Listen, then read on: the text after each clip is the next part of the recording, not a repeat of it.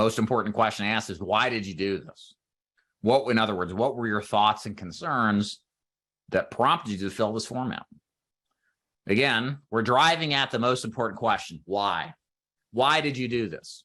If we understand the client's motive, then we can understand how to sell them to get them to buy today. So the first part of this is stage 2, is to set up the understanding of the motive. In other words, what is the need for burial or life insurance, and what is the desire for it? And where does that stem from? So we ask a host of questions in this section, starting off with what were your thoughts, concerns, to help us understand why they did what they did. Now, sometimes we get kind of a stock answer like, I'm not getting younger, or I saw the ad and decided to fill it out. That is not a why. That is not an appropriate answer. It doesn't answer the question why. But what you've got to do if you hear this is to essentially stick to the question. Hey, I understand you probably get these cards in the mail, or I understand you probably see these ads all the time. But that's exactly what I mean. You get these all the time, but there must have been something in your life now that has caused you to be very serious about getting a policy. What were your thoughts, concerns that prompted you to do it?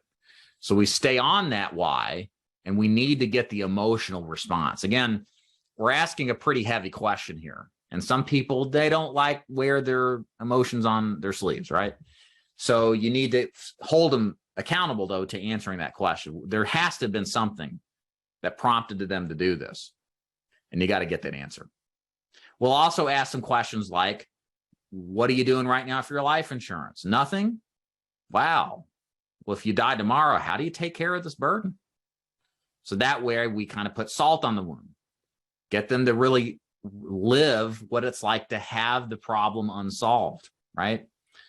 What's your experience has been with funerals?